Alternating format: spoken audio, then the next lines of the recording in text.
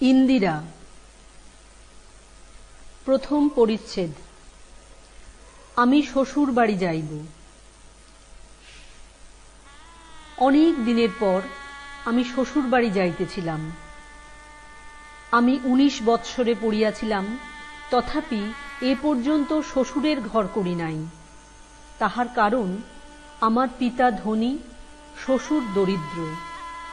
বিবাহের কিছুদিন পরেই শ্বশুর আমাকে লইতে লোক পাঠাইয়াছিলেন, কিন্তু পিতা পাঠাইলেন না।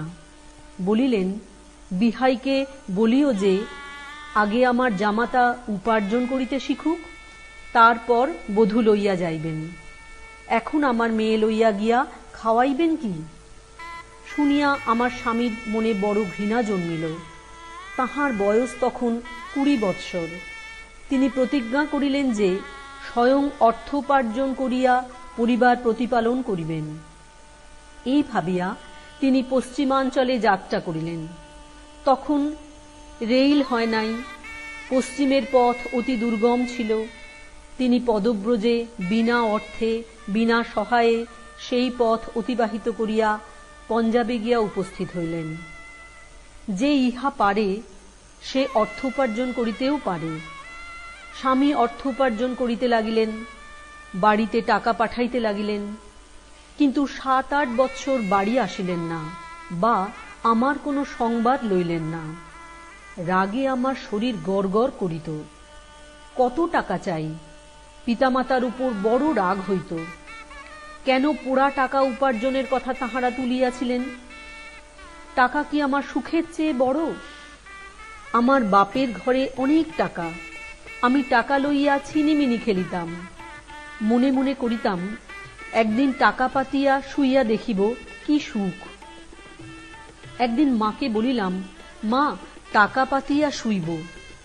মা বলিলেন, পাগলি কোথাকার। মা কথাটা বুঝিলেন।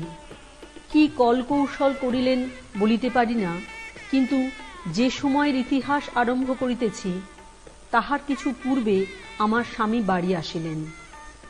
রব উঠিল যে তিনি কমিশারিয়েটের কর্ম করিয়া অতুল ঐশ্বর্যের অধিপতি হইয়া আসিয়াছেন। আমার শ্বশুর আমার পিতাকে লিখিয়া পাঠাইলেন, আপনার আশীর্বাদে উপেন্দ্র, আমার স্বামীর নাম উপেন্দ্র, নাম ধরিলাম, প্রাচীনারা মার্জনা করিবেন। হাল আইনে তাহাকে আমার উপেন্দ্র বলিয়া ডাকাই সম্ভব। বধূমাতাকে প্রতিপালন করিতে সক্ষম। পালকি বেহারা পাঠাইলাম, বধূমাতাকে এ বাড়িতে পাঠাইয়া দিবেন, নচেত আজ্ঞা করিলে পুত্রের বিবাহের আবার সম্বন্ধ করিবে। পিতা দেখিলেন নূতন বড় মানুষ বটে। পালকিখানার ভিতরে কিংখাপ মোড়া, উপরে রূপার বিট, বাঁটে রূপার হাঙরের মুখ। দাসী যে আসিয়াছিল, সে গরদ পরিয়া আসিয়াছে, গলায় বড় মোটা সোনার দানা। 4 জন কালো দাড়িওয়ালা ভোজপুরে পালকির সঙ্গে আসিয়াছিল। আমার পিতা হরমোহন দত্ত বুনিয়াদি বড় মানুষ। হাসিয়া বলিলেন, মা ইন্দিরে, আর তোমাকে রাখিতে পারি না। এখন যাও, আবার শীঘ্র লইয়া আসিব। দেখো, আঙুল ফুলে কলা গাছ দেখিয়া হাসিও না। মনে মনে বাবার কথার উত্তর দিলাম। বলিলাম, আমার প্রাণটা বুঝি আঙুল ফুলিয়া কলা গাছ হইল, তুমি যেন বুঝিতে পারিয়া হাসিও না। আমার ছোট বহিন কামিনী বুঝিতে পারিয়াছিল। বলিল, দিদি, আবার আসিবি কবে? আমি তাহার গাল টিপিয়া ধরিলাম। কামিনী বলিল, দিদি, শ্বশুরবাড়ি কেমন তাহা কিছু জানিস না? আমি বলিলাম, জানি, সে নন্দন বন। সেখানে রতিপতি পারিজাত ফুলের বান মারিয়া লোকের জন্ম সার্থক করে।